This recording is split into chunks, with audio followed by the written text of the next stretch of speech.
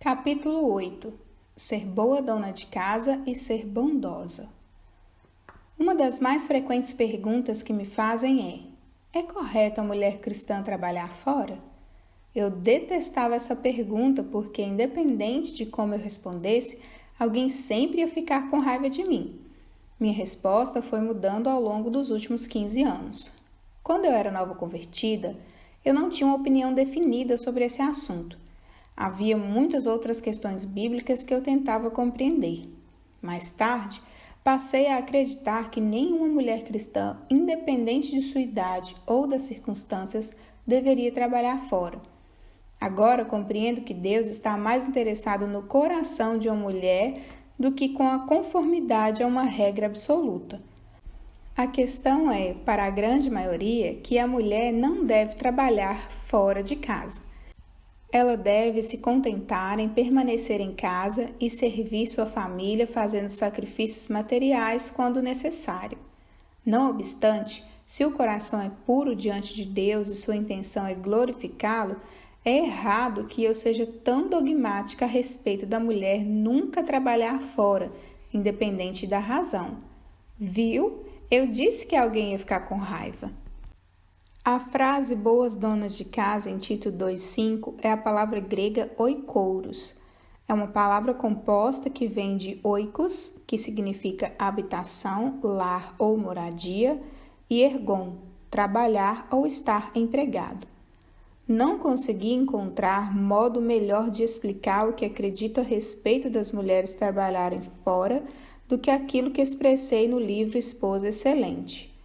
O conceito bíblico de dona de casa não é popular nos dias atuais, mas acredito que Deus designou que as mulheres, principalmente as mais jovens, permaneçam em casa, cuidem bem de seus lares e de suas famílias. Uma esposa que se envolve em muitas atividades ou muito trabalho fora de casa não tem tempo nem energia para manter seu lar como deve. Se a esposa está trabalhando fora do lar ou pensando em voltar a fazê-lo, deve examinar suas motivações. O que ela realmente quer? Em que ela tem colocado seu coração? Em tentar ser alguém na vida, entre aspas? Em ter bens materiais? Fugir da necessidade do cuidado das crianças? Substituir seu esposo na necessidade de trabalhar? Nenhum desses motivos glorifica a Deus. Eles servem ao ego e são pecaminosos. Motivos piedosos seriam aprender a viver contente, Filipenses 4,11. Em tudo dai graças, 1 Tessalonicenses 5,18.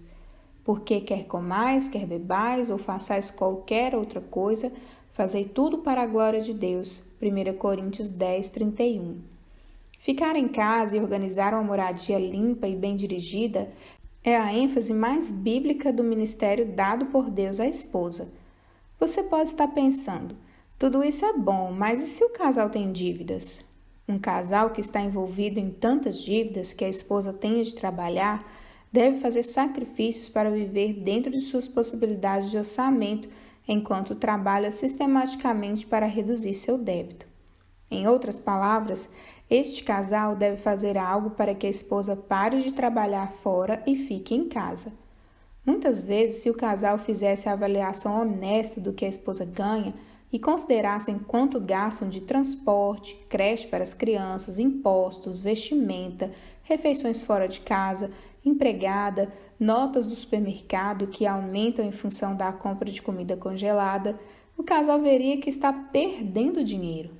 Seria muito mais sábio que ela ficasse em casa e cuidasse da família. Ainda que isso signifique que ele tenha de trabalhar horas extras ou arrumar um trabalho extra para quitar as dívidas, ainda assim ele teria mais energia sobrando, pois sua esposa estaria em casa ajudando, organizando a vida familiar, as roupas, a comida, etc. E se o marido instruir a esposa a trabalhar, ela deve se submeter? Sim, a não ser que a esposa o convença de que ela estaria pecando por trabalhar. Pode ser pecado para ela dar suporte financeiro ao marido se ele se tornar irresponsável e preguiçoso. Ao contrário, ela deve beneficiar-se dos recursos bíblicos dados por Deus para protegê-la. Embora não seja um pecado, pode ser sábio que a esposa não trabalhe fora e não colocar as crianças em uma creche, se as crianças forem suscetíveis a adoecer muitas vezes por ficarem juntas com outras crianças na creche. Certamente, há pecado se as crianças destituídas do cuidado materno não estão sendo criadas na disciplina e na admoestação do Senhor. Efésios 6:4. Uma jovem mãe que aconselhei mostrou ao marido que o que ela poderia ganhar trabalhando fora de casa, no final, seria perda de dinheiro. No entanto, ela pensou em uma alternativa bastante criativa e resolveu trabalhar 2 ou 3 manhãs por semana limpando casas, enquanto as crianças estavam na escola. Mais tarde, ela trabalhou meio período para seu marido, enquanto ele estava começando um novo negócio. Esta opção foi melhor porque ela pôde administrar a casa e cuidar das crianças. E se o marido adoecer ou morrer? Em alguns casos, creio que a igreja dela tem a responsabilidade de ajudá-la a ficar em casa com suas crianças. Veja 1 Timóteo 5, 1-16. Se a igreja não o fizer, ela deve procurar emprego para trabalhar em casa ou fora de casa. A não ser por impedimento providencial de Deus, a responsabilidade da esposa é ser dona de casa e manter um lar ordenado e organizado. Não significa que o marido e os filhos não possam ajudar, mas ela deve estabelecer as regras. Caos e desordem criam tensão e contenda, roubam da esposa a energia necessária para desenvolver a relação com seu marido e seus filhos.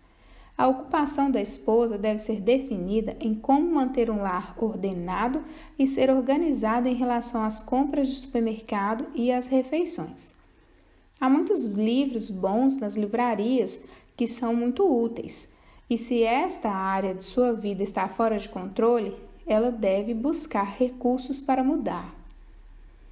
Mesmo que o termo boas donas de casa não seja uma ideia muito popular, ela deve ser uma alegria para toda esposa e mãe cristã. Ela deve trabalhar, ergon, em casa. O pastor John MacArthur explica ergon da seguinte maneira: o verbo ergon não se refere simplesmente ao trabalho em geral. Muitas vezes se refere a um trabalho ou função em particular. Foi a palavra que Jesus empregou quando disse: a minha comida consiste em fazer a vontade daquele que me enviou, a realizar a sua obra.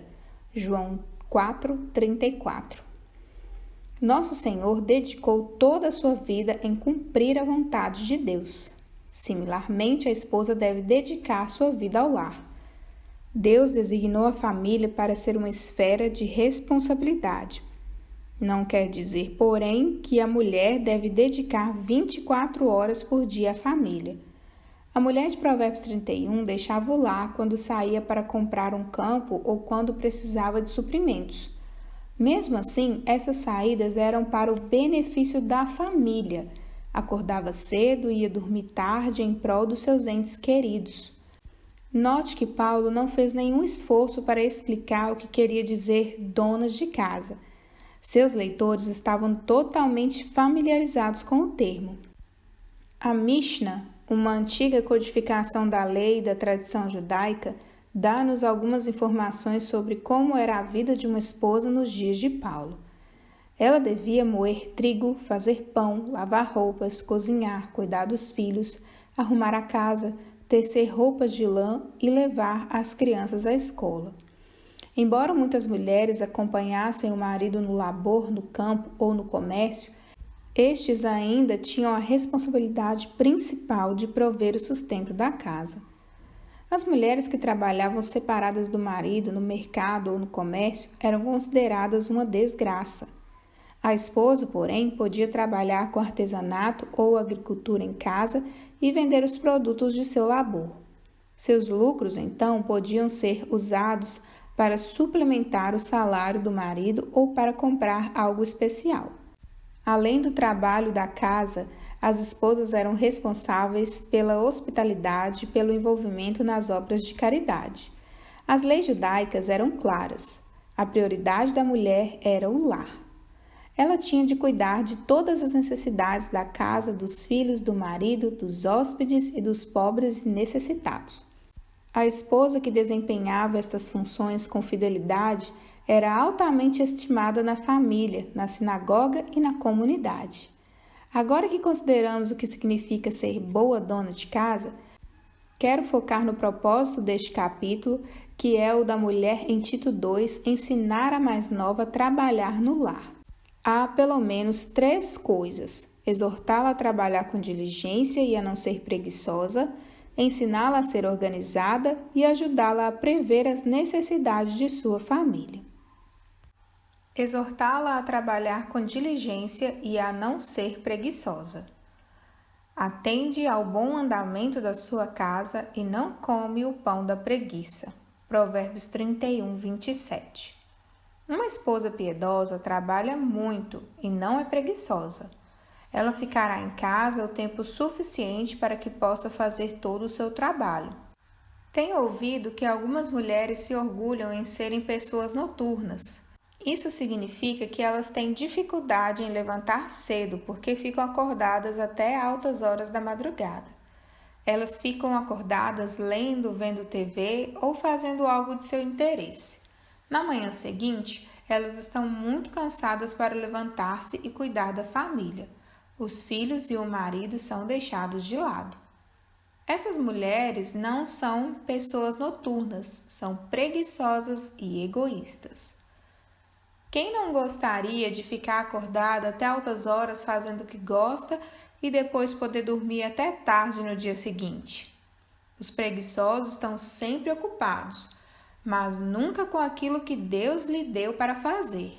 São extremamente indulgentes consigo mesmos. As senhoras mais maduras da igreja devem confrontar estas jovens mães cristãs de maneira amorosa, porém firme, exortando-as a não serem egoístas e a considerarem suas famílias superiores a si mesmas. Filipenses 2:3. Uma vez que a jovem esposa consiga acordar antes do marido e dos filhos, ela deixará de ser uma pessoa noturna. Ela estará cansada à noite e irá para a cama numa hora razoável, e então estará de pé para servir sua família na manhã seguinte.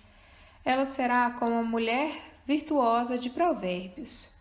É ainda noite e já se levanta e dá mantimento à sua casa. Provérbios 31:15. Além de exortar as mulheres mais jovens a trabalharem e a não serem preguiçosas, a mulher de Tito 2 também deve ser organizada e aconselhá-la nesta área. Conselhos sobre organização. Conselhos simples podem revolucionar a vida da mulher jovem.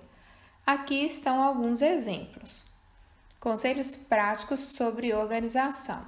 Primeiro, faça uma lista de todo o trabalho que tem a fazer naquele dia.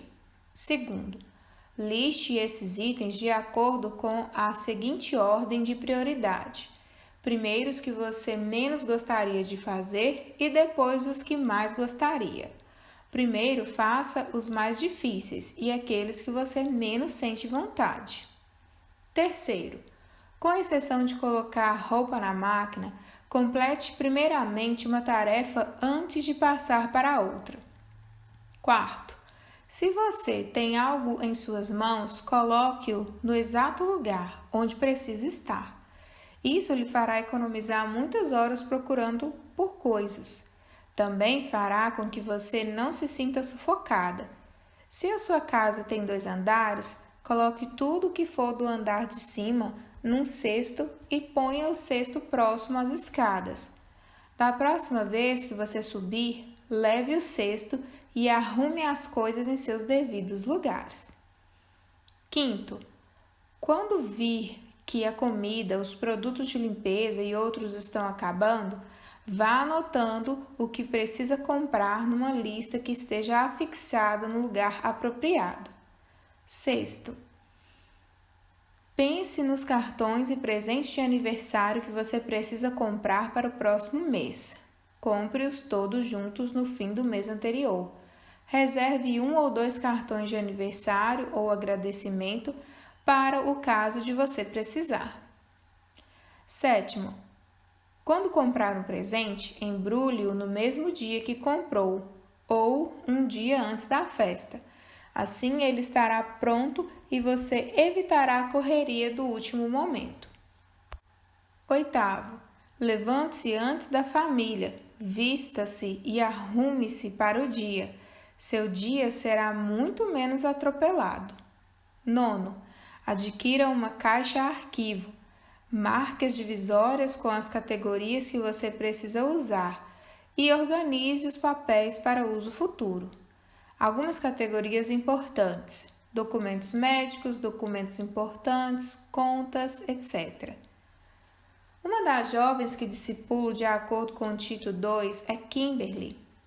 Ela é um bom exemplo de organização e trabalho diligente. Ela se empenha com determinação no planejamento de refeições, em manter sua despensa bem abastecida e em cozinhar. Atualmente, Kimberly dá estudos bíblicos para um grande grupo de jovens esposas. Um dia pediram que ela as ensinasse a planejar as refeições e fazer compras. Ela disse: "Ok, estejam aqui no sábado às 8 da manhã e eu as levarei para fazer compras." Embora na hora elas tenham reclamado um pouco do horário, por fim concordaram em se encontrar no sábado. Elas também queriam aprender de Kimberly a se tornarem mulheres que atendem ao bom andamento da sua casa. Provérbios 31, 27. Além de exortar as mulheres mais jovens a trabalharem com empenho, a não serem preguiçosas e dar-lhes conselhos sobre organização, as mulheres mais velhas também devem ajudá-las a prever as necessidades da família. Formas de prever as necessidades da família. Primeiro, sempre tenha pelo menos uma refeição rápida congelada para o caso de você não poder cozinhar numa determinada ocasião. Segundo, procure passar roupas toda semana. Terceiro, que seu marido sempre tenha roupas íntimas limpas na gaveta. Quarto, planeje a compra de roupas para as crianças. Por exemplo, podemos encontrar ótimas peças de roupa a preços bem acessíveis nas liquidações de trocas de estação, levando em consideração o tamanho que a criança terá quando for usar aquela roupa. Quinto, se você está costurando algo que precisa entregar no determinado prazo, comece bem cedo para que tenha tempo suficiente para fazer um bom trabalho. Sexto, tenha sempre comida suficiente em casa para preparar refeições nutritivas e lanches nas horas certas. Sétimo, faça uma lista de futuras tarefas como itens de compra na farmácia. Incentive os membros da família a anotarem ali suas necessidades logo que surgirem. Minha amiga Carol é um autêntico exemplo de mulher que prevê as necessidades de sua família. Ela passa as roupas logo que as tira da secadora. Nunca conheci alguém que fizesse assim. O marido de Carol sempre encontra camisas passadas no guarda-roupa e ela nunca fica confusa procurando algo para vestir no último minuto. Assim como Carol, as mulheres cristãs devem ser especialmente habilidosas com as coisas do lar. Ser boa dona de casa é uma arte praticamente perdida em nossa cultura. No entanto, ao invés de se perder, a mulher de Tito 2 deve liderar o caminho. Ao instruir e ensinar as mais jovens a cuidarem bem de sua família e de sua casa, a mulher de Tito 2 também deve ensiná-las a dar o tom no lar. E o tom apropriado começa pela bondade. Ensina-las a ser bondosas. Fala com sabedoria, e a instrução da bondade está na sua língua. Provérbios 31, 26. A palavra grega para bondoso é agathos, que significa ser generoso, bom, gentil. O belo nome inglês Ágata vem de agathos. A bondade, generosidade e gentileza de uma mulher devem ser demonstradas ao realizar atos bons e generosos, bem como ao falar em um tom suave de voz. A mulher descrita em Tito 2 demonstra a Gatos com seu exemplo pessoal. Seja exemplo de como realizar atos de bondade. A mulher de Tito 2 deve mostrar com seu exemplo como fazer boas ações. Atitudes bondosas farão dela uma mulher bonita e não a sua aparência física. Da mesma sorte que as mulheres em traje decente se ataviem com modéstia e bom senso, não com cabeleira frisada e com ouro ou pétalas, ou vestuário dispendioso, porém com boas, agatos, obras, como é próprio às mulheres que professam ser piedosas. 1 Timóteo 2, 9 e 10. Há muitos anos atrás, meu pastor, John Crotts, pediu-me que eu levasse uma senhora idosa de nossa comunidade ao médico, pois ela tinha uma consulta agendada no dia seguinte. Essa senhora tinha ligado para a nossa igreja pedindo ajuda, pois um dos membros disse-lhe que ligasse quando ela precisasse de alguma coisa. Eu disse alegremente a John: ficarei feliz em poder ajudá-la. Meu plano era encontrar uma pessoa que fizesse essa boa ação. Depois de muitas tentativas para encontrar alguém, ficou claro que quem deveria fazer aquela boa obra era eu. Quando percebi que tinha que cumprir aquela tarefa, minha alegria começou a diminuir. Na hora que percebi que ninguém mais estava disponível, comecei a ressentir-me por essa situação intrusa ter invadido meu dia. Mesmo me sentindo assim, telefonei para aquela senhora e fui muito simpática com ela, enquanto explicava que iria levá-la à consulta no dia seguinte. Ela parecia encantada no telefone e ficou muito agradecida. Fiz o que era certo exteriormente, mas em meu coração eu continuava ressentida com aquela intromissão em minha vida. Na manhã seguinte, continuei lutando contra aquela atitude pecaminosa. Por fim, não consegui mais suportar aquilo, então pedi a Deus que me perdoasse. Agradeci a Ele pela oportunidade e fiquei na expectativa de realizar aquela boa ação. Pouco mais tarde, recebi um telefonema de uma mulher que geralmente acompanhava esta querida senhora nas consultas médicas. Ela disse: eu estava fora da cidade, por isso a senhora tal não conseguiu fazer esse contato comigo. Agradeço por ter se oferecido para acompanhá-la, mas se você não importar, prefiro levá-la eu mesma ao médico. Bem, já que ela insistiu. Quando pensei quão egoísta e malvada eu fui durante todo o tempo, e especialmente em como o Senhor sabia em todo o tempo que eu não precisaria ir, fiquei profundamente constrangida e entristecida por meu pecado. Assim como eu deveria ter ajudado alegremente aquela senhora em sua necessidade, a mulher de Tito 2 também deve realizar boas ações com alegria. Além de ser um exemplo para a mais jovem, a mulher idosa deve ajudá-la a expressar bondade no seu falar. Ajude-a a expressar bondade em seu falar. Há muitos versos na Bíblia que me constrangem toda vez que os leio. Um deles está em Provérbios 31, 26.